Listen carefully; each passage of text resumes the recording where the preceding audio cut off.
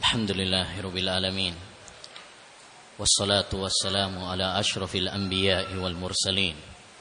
Nabiyyina Muhammad wa ala alihi wa ashabihi wa man tabi'ahum bi ihsanin ila yaumiddin. Amma ba'd. Ayyuhal ikhwah wa ayyatuhal akhwat, kaum muslimin wal muslimat rahimani wa rahimakumullah. Kita lanjutkan kembali kajian kita pada kitab Al-Aqidah At-Tahawiyah karya Al-Imam Abu Ja'far At-Tahawi rahimahullahu ta'ala. Kita sampai pada ucapan penulis, qala al-muallifu rahimahullah, wa la nufaddilu ahadan minal awliya'i ala ahadin minal anbiya'i alaihimus salam.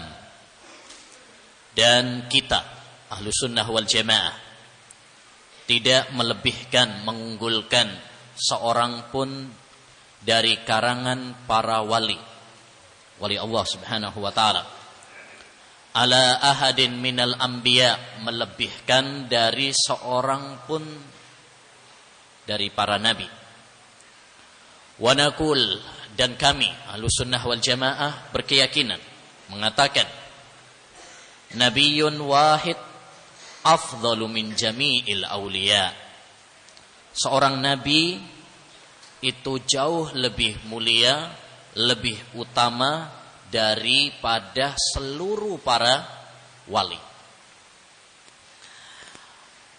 Al-Imam At-Tahawi ayyuhal ikhwah wal akhwat rahimani wa rahimakumullah ingin menjelaskan kepada kita pada paragraf ini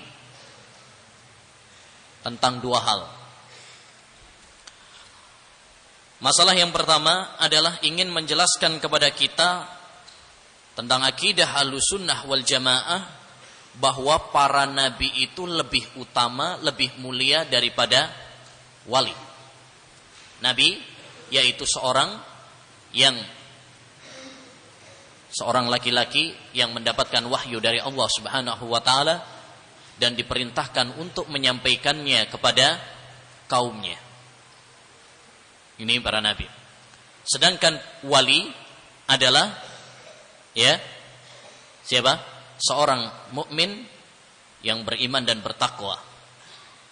Sebagaimana dalam ayat surat Yunus, ala inna awliya Allahi la khaufun alaihim wa la hum yahzanun alladzina amanu wa kanu yattaqun. Ketahuilah bahwasanya para wali-wali Allah Subhanahu wa taala itu tidak ada rasa takut, cemas, dan kesedihan di hati mereka, yaitu orang-orang yang beriman dan bertakwa. Jadi para wali maksudnya adalah seorang mukmin, seorang yang bertakwa dan beriman.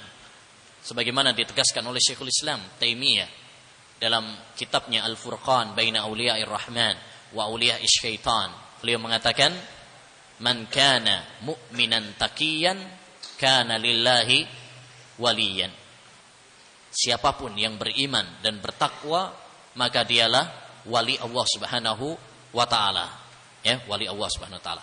Nah, Syekh Al-Imam At-Tahawi ingin menjelaskan kepada kita bahwa para nabi itu kedudukannya lebih utama, lebih tinggi daripada para wali.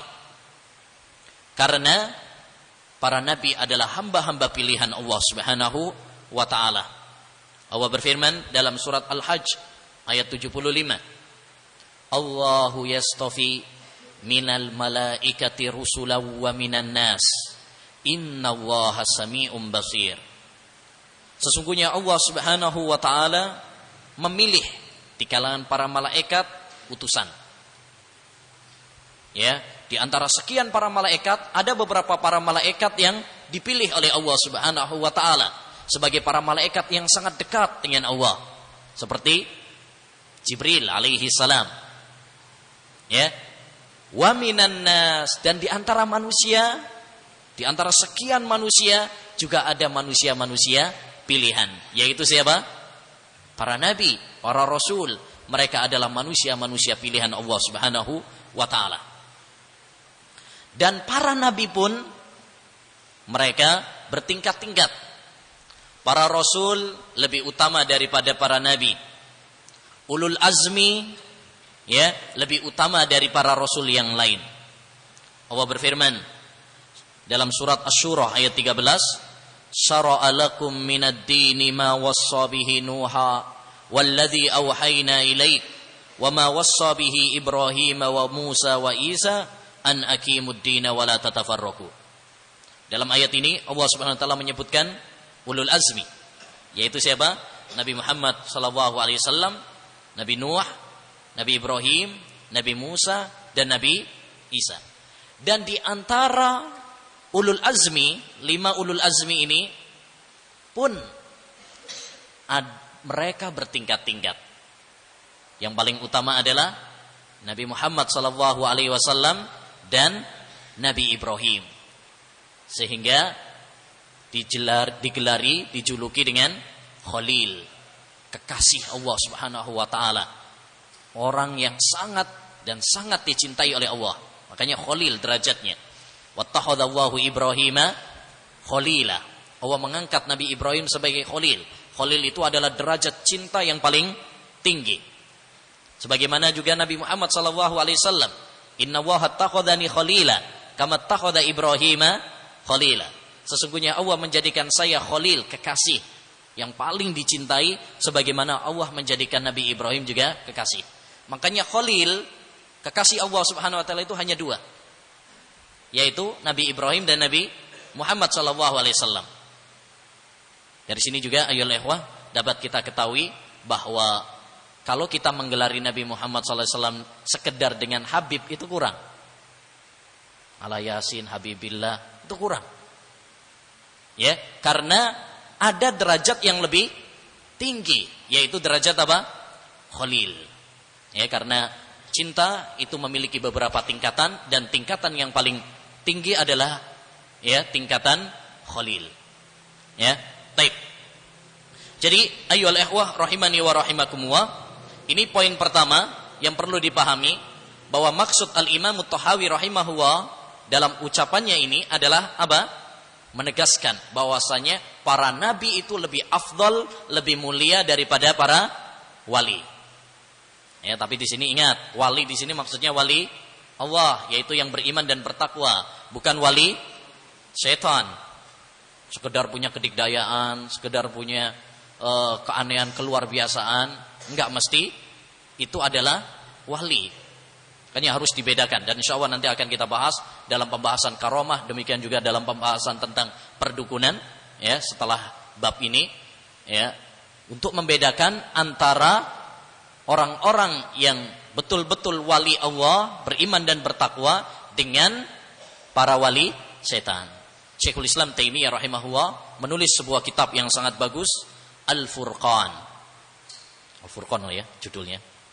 Nah, Al-Furqan baina awliya'ir rahman wa awliya'i asyaitan. Pembeda antara wali Allah dan wali setan. Ya, ini buku yang sangat bagus ya, karena banyak sebagian kalangan yang terfitnah, tertipu. Disangkanya setiap orang yang memiliki keanehan dan keluar biasaan lalu dianggap sebagai wali. Ini enggak benar. Idza ra'aita syahsan qad yatiru wa fawqa ma'il bahri yasiru walam yakif ala hududis syar'i fa'lam annahu istidrajun bidai. Jika kamu lihat ada orang bisa terbang dan bisa berjalan di atas air, tapi dia bukan orang yang beriman dan bertakwa, itu bukan karomah, itu bukan wali, tapi itu adalah ahlul bid'ah yang diluluhkan oleh Allah Subhanahu wa taala. Poin yang kedua yang diinginkan oleh Imam At-Tahawi rahimahullah dalam paragraf ini adalah bantahan kepada paham-paham yang mengatakan bahwa para wali itu lebih utama daripada nabi. Nah ini, kenapa kok Imam Tahawi menjelaskan masalah ini? Bahwasanya para nabi itu lebih utama daripada wali. Bukankah ini suatu hal yang jelas? Ya, ikhwan. Ada sebagian paham yang mengatakan bahwasanya wali itu lebih utama daripada nabi. Ya, yaitu paham sufiyah yang paling parah, gulatus sufiyah. Karena sufi itu juga bertingkat-tingkat. Sufi itu tidak satu derajat, mereka bertingkat-tingkat. Jadi sebagian sufi yang tingkatnya tinggi ngawurnya, tinggi sesatnya, itu sampai mengatakan bahwasanya apa? Wali lebih utama daripada nabi. Wali itu lebih utama daripada nabi. Sampai di antara mereka yaitu Ibnu Arabi As-Sufi. Dan kemarin atau pertemuan-pertemuan yang lalu sudah kita ingatkan, kalau Ibnu Arabi enggak pakai al, maka dia adalah seorang sufi, tasawuf. Bahkan dikafirkan oleh banyak para ulama. Al-Imam Al-Biqai, muridnya Al-Hafidh Ibnu Hajar, menulis sebuah kitab Tanbihul Ghabi bitakfiri Ibni Arabi. Penjelasan kepada orang-orang bodoh tentang kafirnya Ibnu Arabi. Dalam buku tersebut beliau menukilkan kurang lebih 50 para ulama yang mengkafirkan Ibnu Arabi As-Sufi ini. Di antara pemahaman dia mengatakan maqamun nubuwati fi barzahin fuwaiqar rasuli wa dunal wali. Maqamun nubuwati fi barzahin fuwaiqar rasuli wa dunal wali. Kedudukan para nabi di barzah itu lebih tinggi daripada rasul. Lebih tinggi daripada rasul. Ini juga sudah salah ini. Karena rasul itu lebih utama daripada nabi. Terus yang lebih parah lagi, wadunal wali. Dan kedudukan nabi itu masih di bawahnya wali. Ini paham-paham seperti ini yang dibantah oleh Imam At-Tahawi dan dimaksud oleh Imam At-Tahawi dalam ucapannya. Jadi ada paham-paham seperti ini, yaitu paham-paham tasawuf yang mengatakan bahwasanya para wali itu lebih utama daripada para nabi. Demikian juga orang-orang batiniyah, sufi dari Ismailiyah, dari Ikhwanus Shafa dan sebagainya. Demikian juga orang-orang sufi sampai pada zaman kita sekarang, bukan hanya Ibnu Arabi, ada juga yang lain. Ibnu Arabi dalam kitabnya Al-Futuhatul Makkiyah dan Al-Fusus, yang dikatakan oleh Imam Adz-Dzahabi, seandainya buku tersebut bukan buku kekufuran, maka tidak ada kekufuran di dalam dunia ini.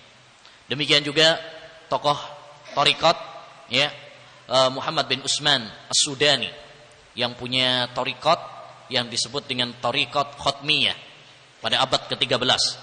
Demikian juga Al-Marghani dalam kitabnya Tajud Tafasir.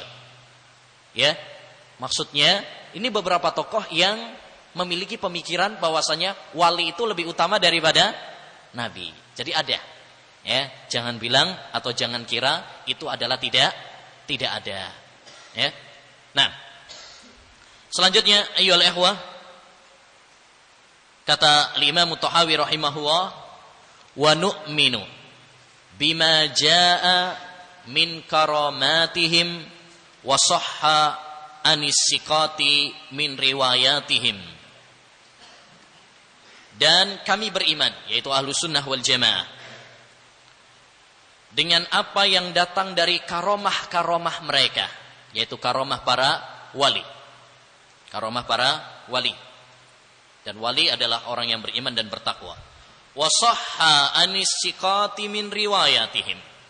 Dan riwayat-riwayat atau kisah-kisah yang sahih dari orang-orang terpercaya tentang cerita karomah-karomah para wali. Ini kita percaya dan memang ada. Taib. Di sini ayyuhal ikhwa, Al-Imam At-Tahawi rahimahullahu taala ingin menjelaskan kepada kita tentang akidah Ahlus Sunnah wal Jamaah terkait tentang masalah karamatul auliya. Karomah para wali. Karomah para wali. Kedikdayaan, keluar biasaan para wali Allah Subhanahu wa taala. Dan para ulama telah menjelaskan secara panjang lebar tentang masalah ini. Di antaranya Al-Imam Al-Lalikai punya buku Karamatul Auliya. Karamatul Auliya yang dicetak dengan bukunya Syarah Ushul I'tiqad Ahlus Sunnah wal Jamaah. Demikian juga di antara buku yang komplit tentang masalah Karamatul Auliya, buku yang berjudul Karamatul Auliya Ard wa Naqd, ya, yang ditulis oleh Dr. Abdullah Al-Anqari. Ya, ini buku yang komplit tentang membahas tentang masalah karomah para wali. Taib. Pembahasan tentang karomah akan kita urut dalam beberapa poin. Poin yang pertama adalah tentang definisi karomah. Apa sih yang dimaksud dengan karomah? Karomah secara bahasa artinya apa? Kemuliaan, ya kan? Kemuliaan. Dari akroma yukrimut, takriman, akroma ikraman, ya. Karomatan maksudnya adalah kemuliaan. Dan yang dimaksud di sini adalah keluar biasaan. Ya, amrun khariqun lil ada, perkara yang luar biasa. Di luar kebiasaan, di luar adat. Jadi keluar biasaan, kedikdayaan yang terjadi pada seseorang yang beriman dan bertakwa, yaitu siapa? Dalam tanda kurung wali Allah. Ya, yang terjadi pada seorang yang beriman dan bertakwa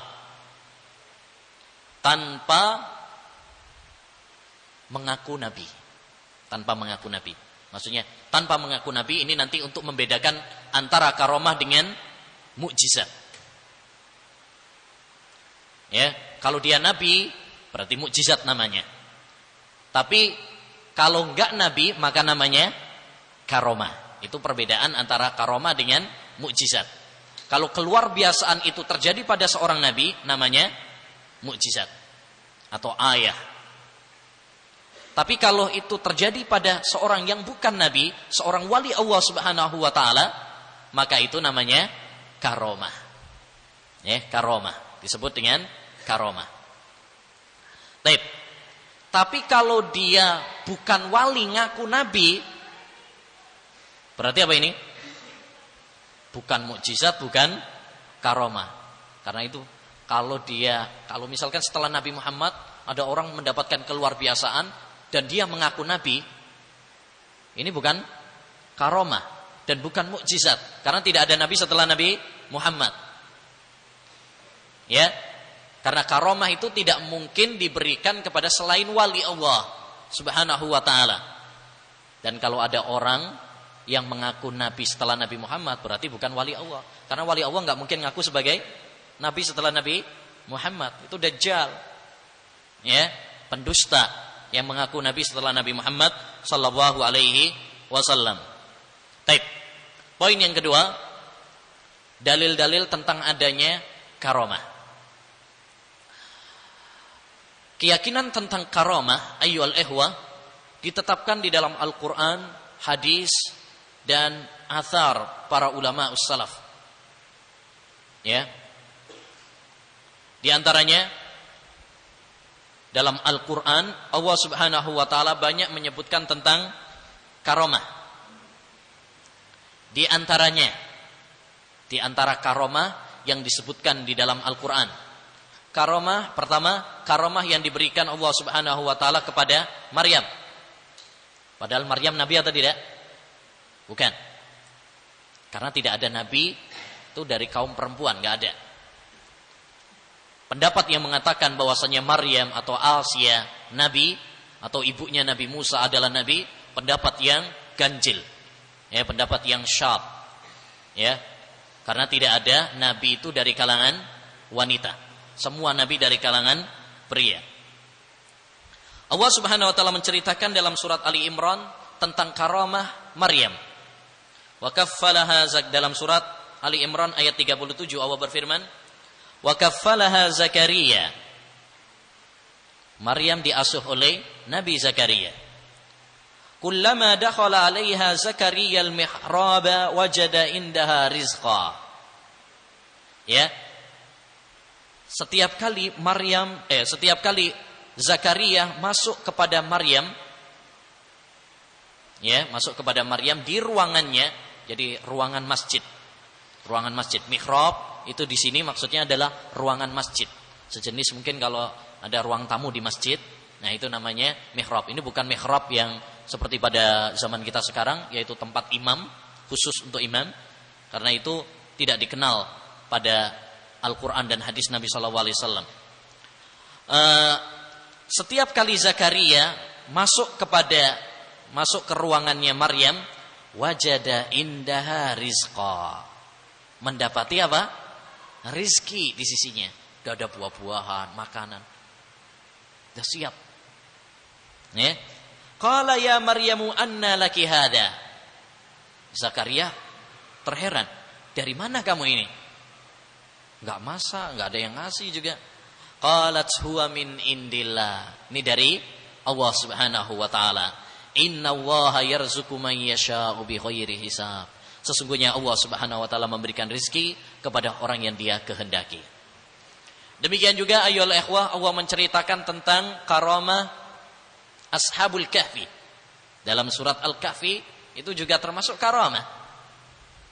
Ya, tentang para pemuda yang beriman kepada Allah Subhanahu wa taala, lalu mereka ya berlindung ke sebuah gua untuk menyelamatkan agama mereka, sehingga Allah Subhanahu wa taala menidurkan mereka dalam bertahun-tahun lamanya.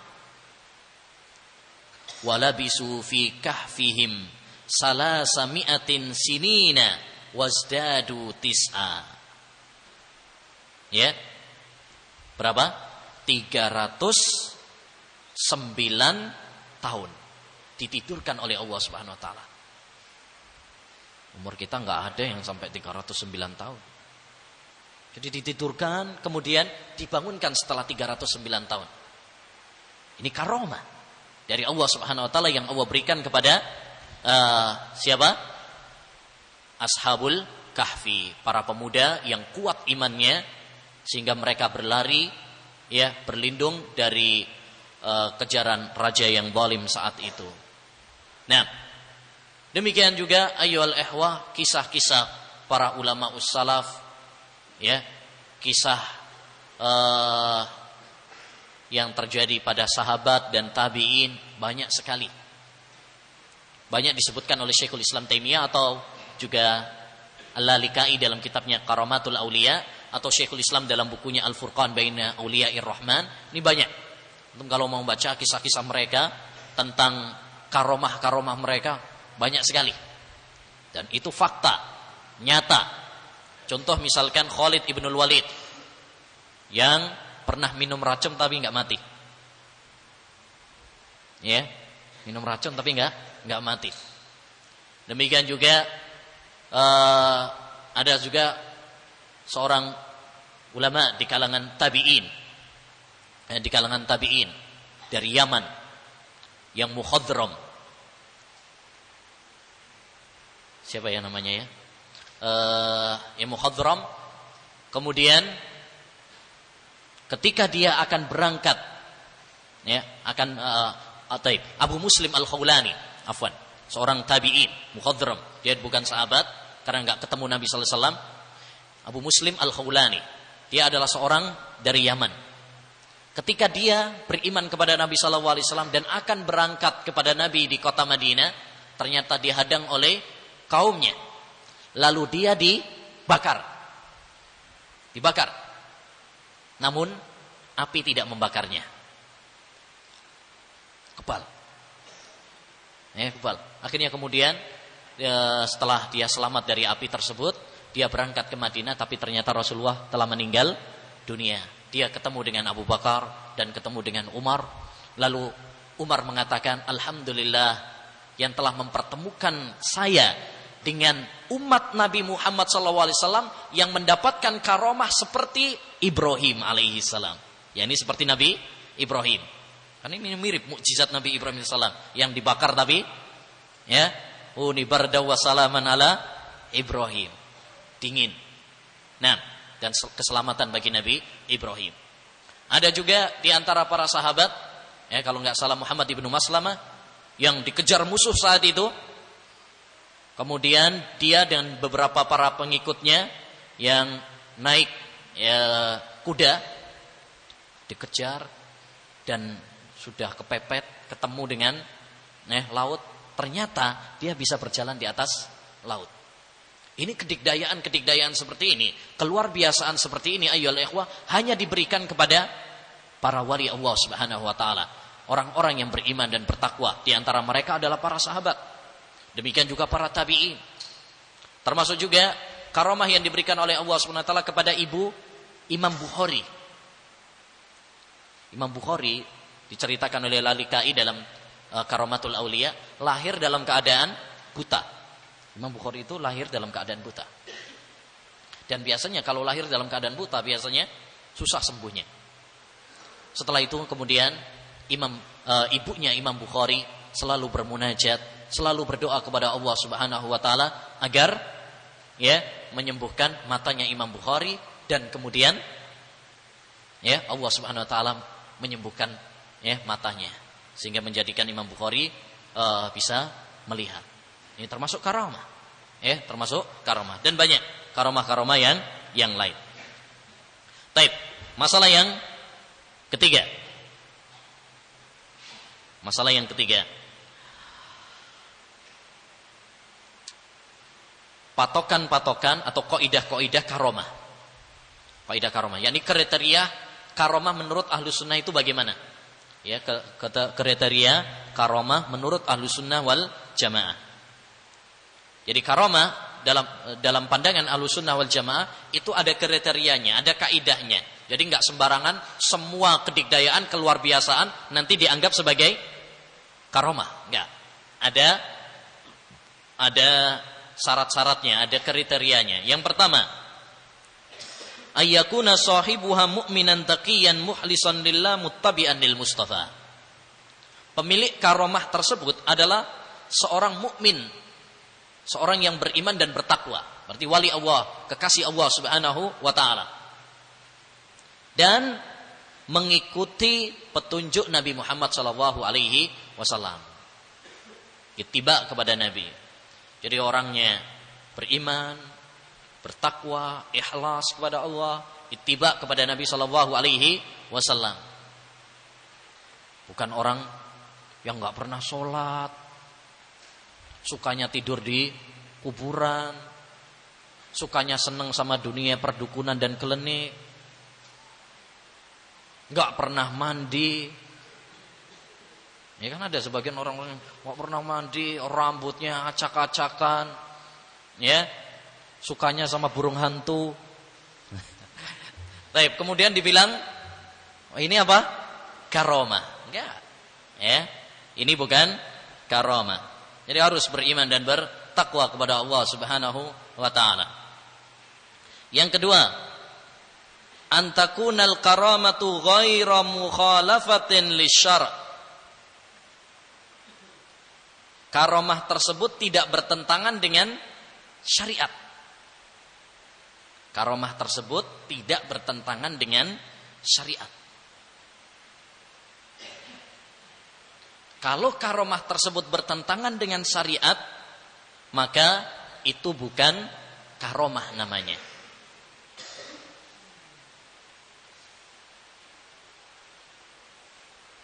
Ada orang misalkan nih, ada sebagian orang, mana Pak Yainya? Oh, lagi sholat di Mekah. Loh, kok bisa sholat di Mekah? Oh, kamu nggak tahu dia dapat apa? Karamah. Nanti bentar lagi balik. Nggak taunya di kamar. Nggak taunya di kamar. Kamarnya aja ada tulisannya Mekah, gitu ya. Taib. Jadi bukanlah suatu karamah jika itu bertentangan dengan syariat. Karamah kok meninggalkan sholat, itu bukan karamah. Baik. Atau sebagian ada juga orang karamah tapi kemudian apa? Minum khamr. Ada sebagian orang sufi dan sebagainya minum khamr. Lalu ketika ditanya atau diprotes, dia bilang, "Oh, itu zahirnya saja minum khamr, sebenarnya minum kopi itu. Kamu ilmumu belum nyampe. Itu secara luarnya saja kelihatannya minum khamr. Tapi itu sebenarnya dia minum kopi itu." Subhanallah. Seperti ini bukan karamah, ikhwan. Ini bukan karomah. Nah, yang ketiga, alla tu'addiyal karamatu ila tarkil wajibat au fi'lil manhiyat.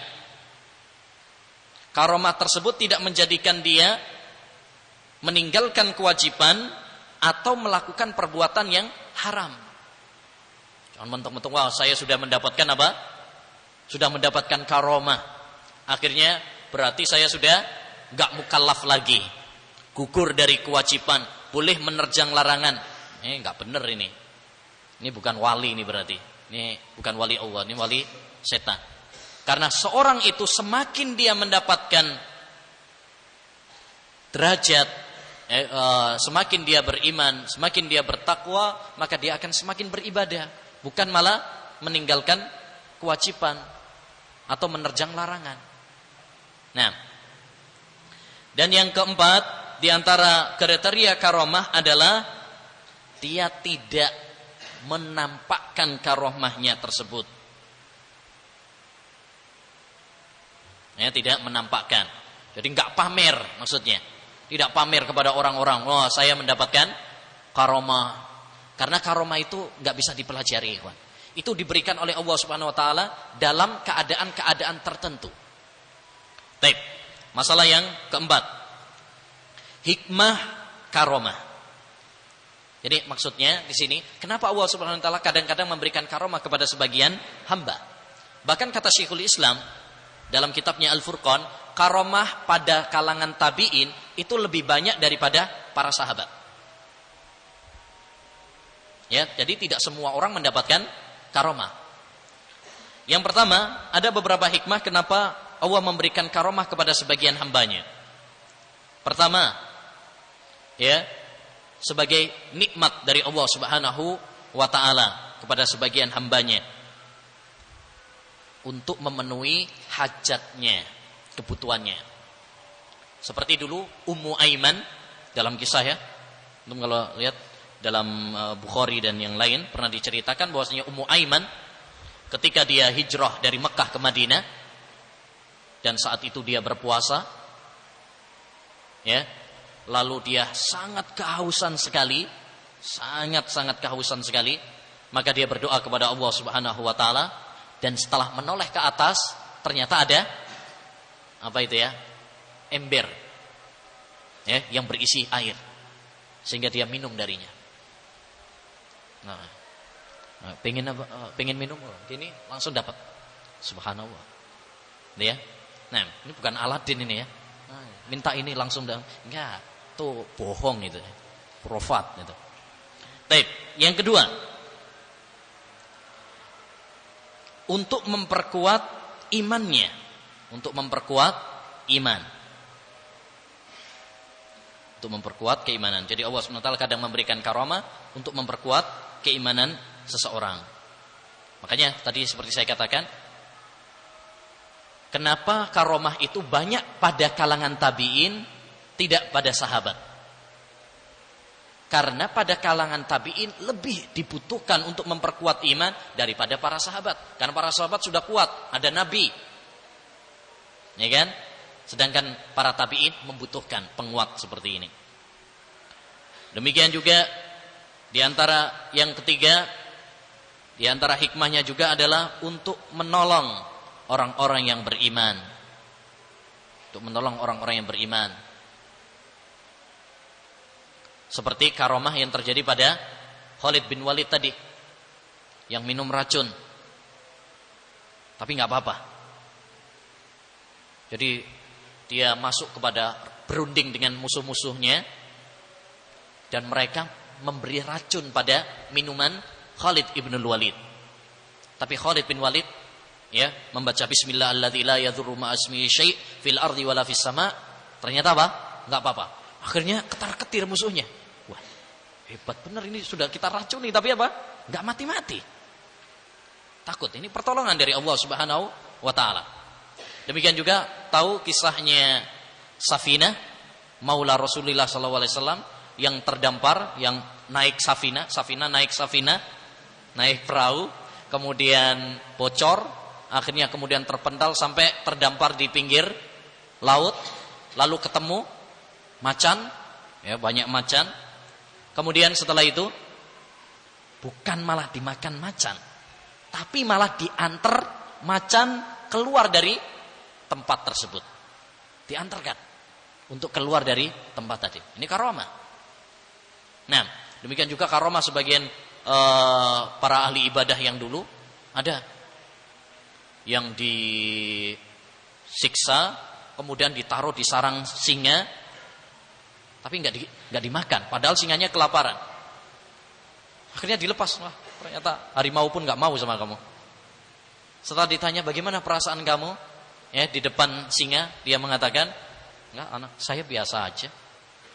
Karena ketika singa mendekati saya sedang berpikir murojaah, ya, tentang perselisihan para ulama ahli fikih, apakah air liur harimau najis apa tidak. Nah, ini lagi murojaah katanya, mau imtihan. Taib. Demikian juga termasuk karomah juga, yaitu apa?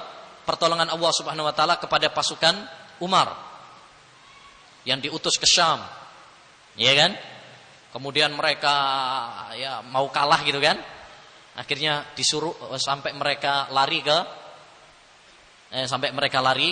lalu Umar bin Khattab radhiyallahu an dinampakkan oleh Allah Subhanahu wa taala tentang pasukannya yang lari. Lalu mengatakan, "Ya sariyatu al-jabal, al-jabal."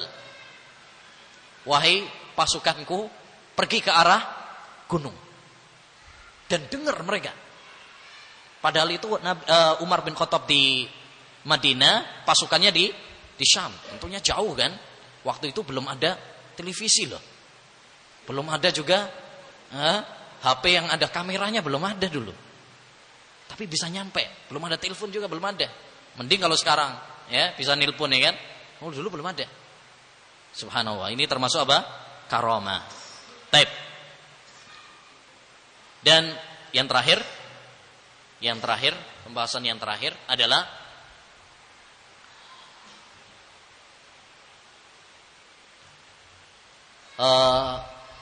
macam-macam manusia dalam menyikapi karomah.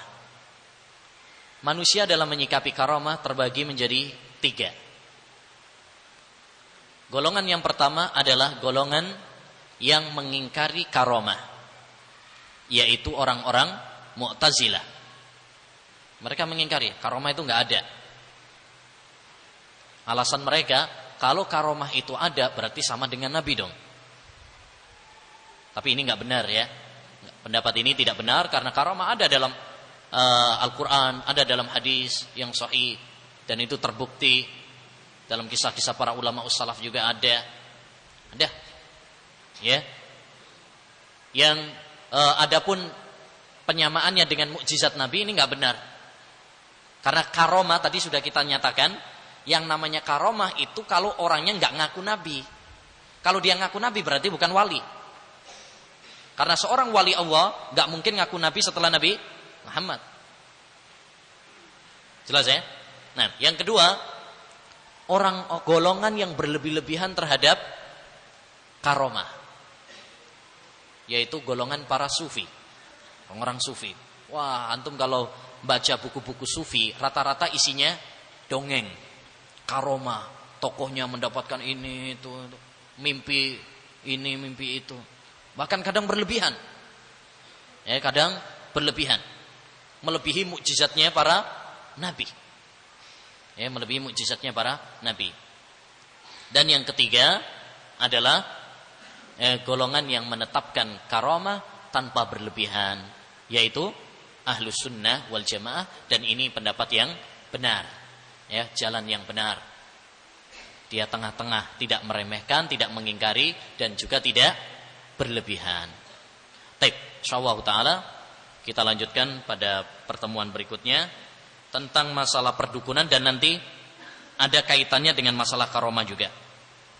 Ya, karena ada perbedaan antara perdukunan dengan karomah. Wassallallahu wasallam ala nabiyina Muhammad wa ala alihi wa sahbihi ajmain.